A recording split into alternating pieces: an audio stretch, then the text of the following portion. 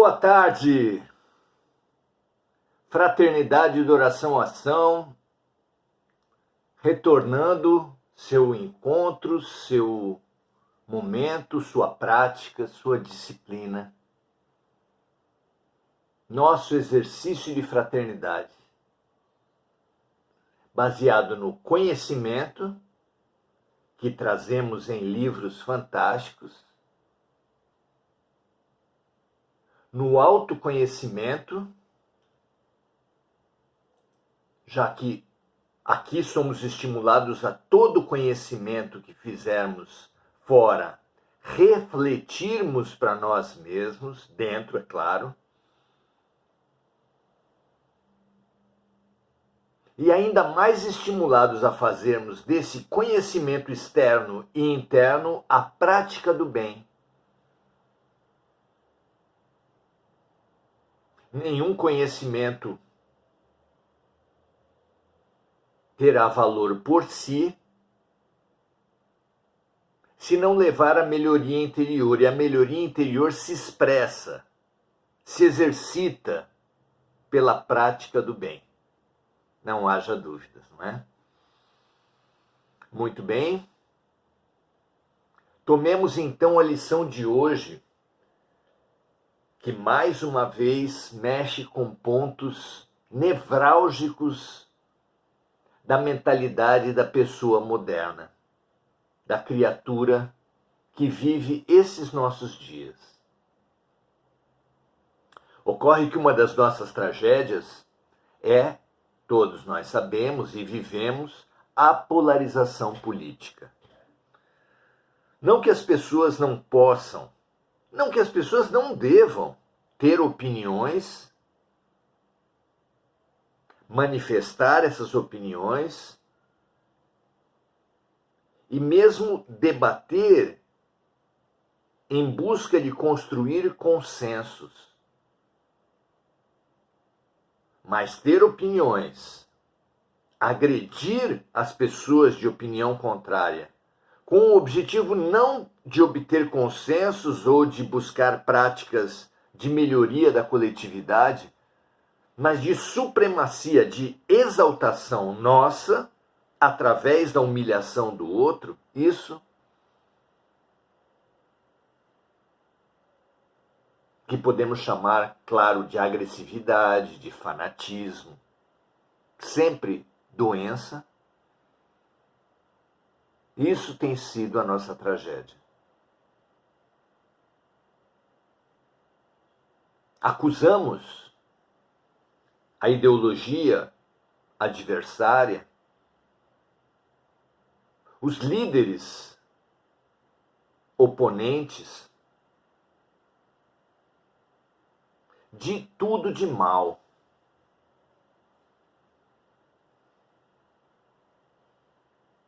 Declaramos, fingimos, iludimos e nos autoiludimos com a exaltação dos nossos líderes, das nossas ideologias, como sendo tudo de bom. É a postura infantil por definição. Só que com um agravante. O que a criança faz sem consciência, nós fazemos com intenção.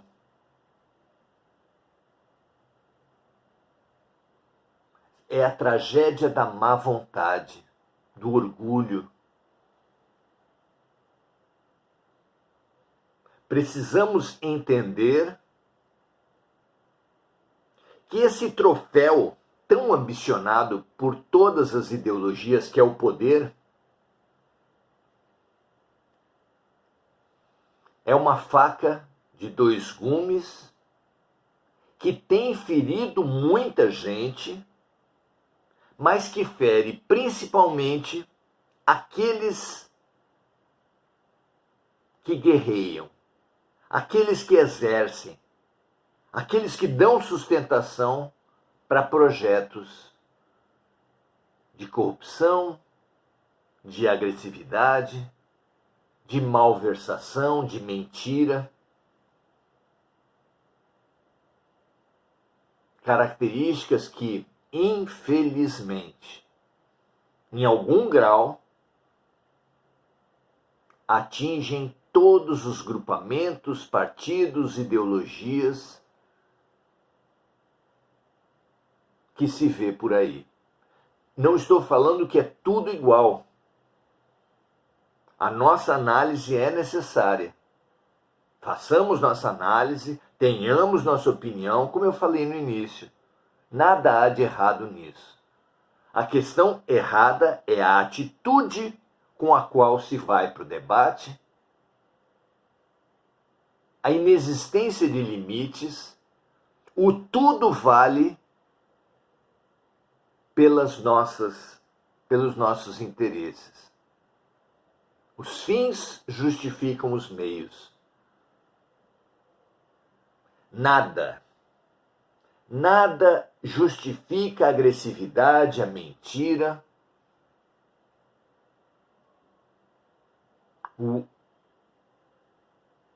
o aproveitamento pessoal de situações coletivas, de recursos, de cargos coletivos. E isso é a pergunta de hoje.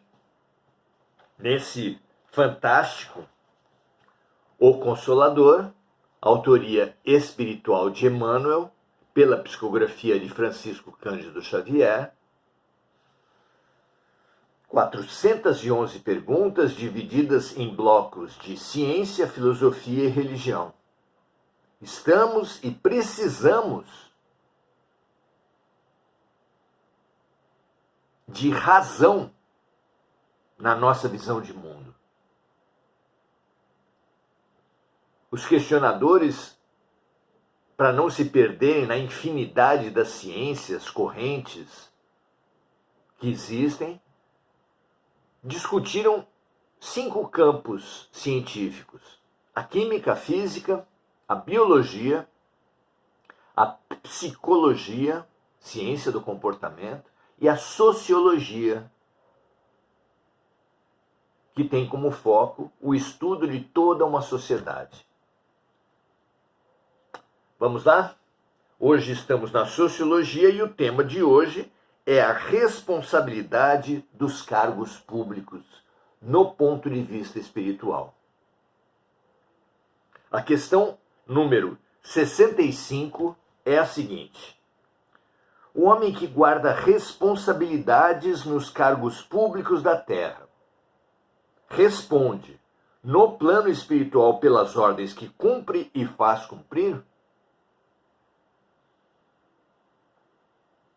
E a resposta de Emmanuel é curta e nos deve provocar reflexões, pé no chão, senso de realidade, uma água fria na fervura que temos alimentado e na qual nos temos cozinhado juntos. Diz ele assim: a responsabilidade de um cargo público, pelas suas características morais, é sempre mais importante que a concedida por Deus sobre um patrimônio material. Aqui, em outras palavras, ele diz que os que ocupam posições públicas, de cargos públicos, têm mais responsabilidade do que os ricos. Vejam só. E essa responsabilidade precisa ser compartilhada por aqueles que dão sustentação àqueles que ocupam cargos públicos.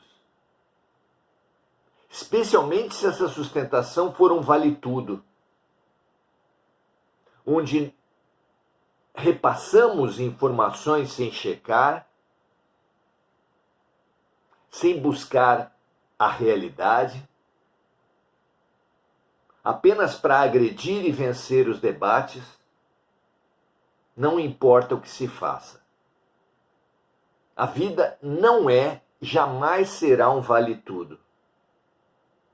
O respeito, a verdade, a paz, a empatia, o bem e, acima de todos esses valores, o amor,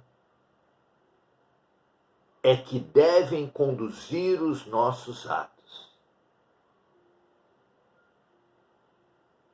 Criticamos os políticos que fazem qualquer coisa pelo poder. Mas e nós, que os defendemos, que os sustentamos,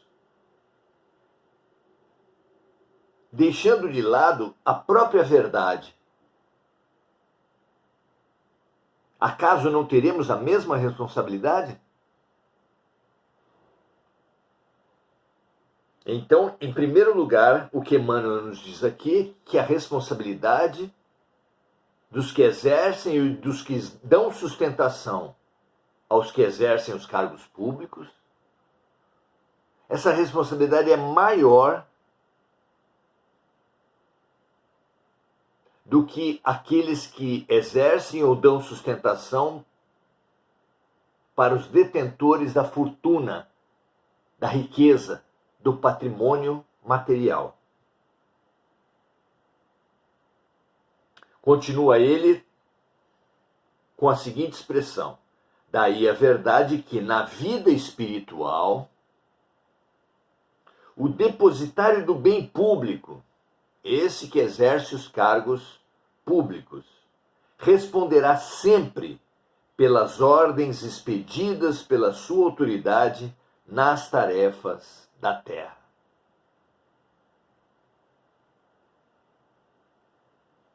Há uma sutileza aqui.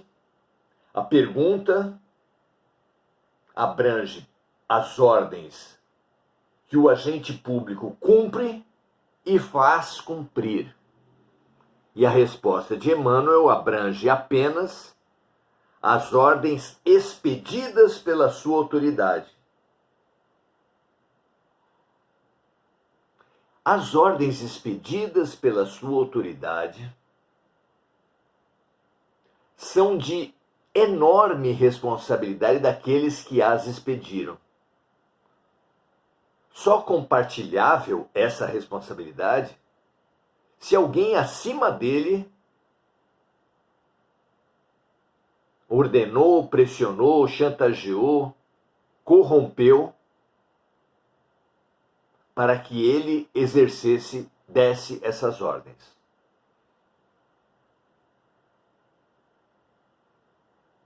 Então, quem corrompe, quem pressiona, quem ordena as ordens acima dos chefes, são os únicos que, caso a caso, repartirão responsabilidade com esses próprios chefes.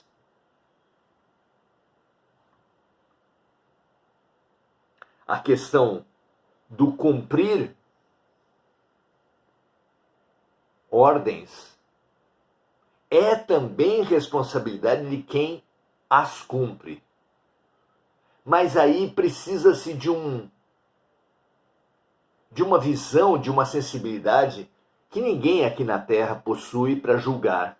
Porque, caso a caso, é que se saberá das intenções, do conhecimento, da consciência de cada um dentro de um processo de execução de um erro em políticas públicas, em cargos públicos.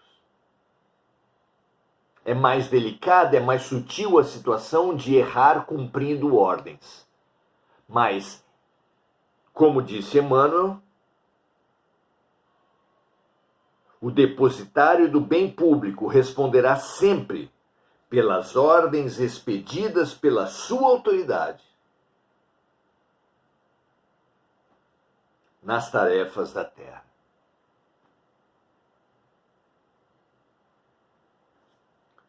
Vejam, meus amigos, como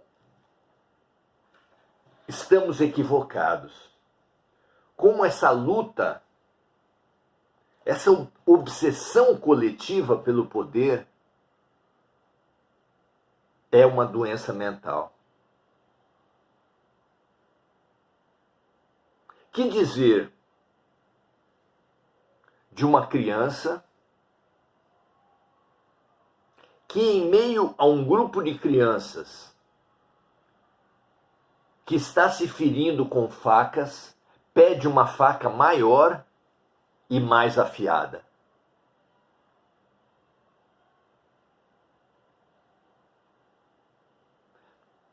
Pode-se dizer que essa criança tem uma responsabilidade relativa à sua maturidade e à sua consciência, não é? E que grande parte da responsabilidade do que ela fizer com a sua faca será repartida com aquela pessoa que entregou a faca a essa criança. Não importa o nome que você dê a essa criança, já que ela aqui representa os ocupantes dos cargos públicos. Não vamos entrar em nomes. Mas certamente os de esquerda lembram de nomes de pessoas que aos seus olhos teriam usado mal o cargo público no campo da direita, e as pessoas que se identificam como do campo da direita lembram de nomes de pessoas que usaram mal o poder do cargo público a partir da ideologia da esquerda. Quem está certo? Ambos e nenhum deles. Ambos porque certamente os representantes, os líderes dos dois campos usaram mal e merecem críticas.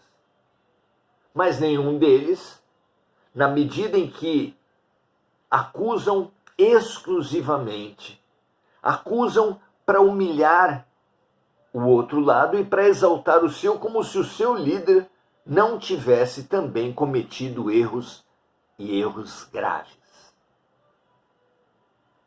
Essa perda da razão, e mais que a razão, essa perda da consciência que é esse GPS, essa bússola deixada por Deus em nós, em nossa alma, e que nos informa, nos dá noções do que é certo, do que é errado. Essa que é a verdadeira cegueira e surdez a que o profeta se referiu e Jesus confirmou: eles tendo olhos não veem, tendo ouvidos não ouvem.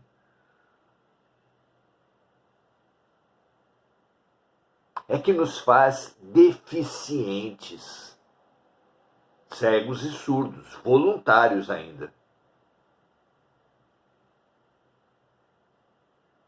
E essa deficiência certamente levará os mais fanáticos e os mais agressivos a precisarem de mais tempo. Não porque o juiz apontou, não porque alguém acusou,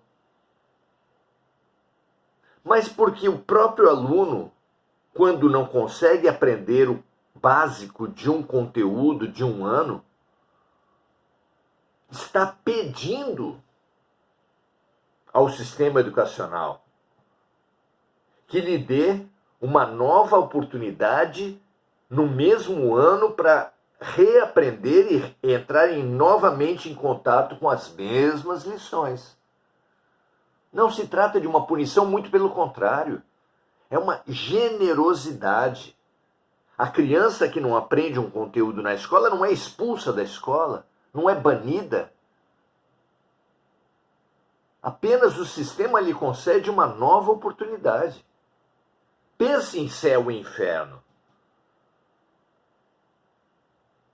São inúmeras as culturas que acreditam que aqueles que erraram, pelo menos os que erraram mais gravemente, serão punidos por toda a eternidade. Olha que absurdo. Perante isso, a lei de causa e efeito, que faz as pessoas que erraram num certo campo ganharem novas e novas e novas oportunidades, até que consigam discernir e tomar decisões melhores, ela é generosíssima. Nada tem de inferno e seus castigos eternos, torturantes, por um erro cometido em um dia, um mês, uma vida. Agradeçamos, louvemos a generosidade de Deus, que nunca desiste de nós, que sempre nos dá novas e novas oportunidades. Porque sem essa generosidade, teimosos como somos no erro, não haveria futuro possível. Mas com ela, com a generosidade de Deus, todos nós, cada um no seu tempo, aprenderá, desenvolverá, se purificará e se aperfeiçoará como anunciado por Jesus. Vós fareis tudo o que eu fiz e mais. E ainda, repetindo o profeta, vós sois deuses. Esse é o nosso único destino inevitável. Atrasável pela nossa teimosia, mas inevitável. Muito bom que essa consciência, que essa clareza sobre a responsabilidade dos nossos líderes políticos, das nossas referências ideológicas, e a nossa responsabilidade que lhes damos sustentação, principalmente se essa sustentação for a revelia da nossa consciência, do que é ético. Se nós estivermos esquecendo o certo e errado para vencer eleições, para vencer debates nas redes sociais, nós seremos grandemente responsáveis pelos erros deles, ainda que a justiça nunca nos alcance na terra. Mas a justiça de Deus nos alcançará onde quer que nós formos.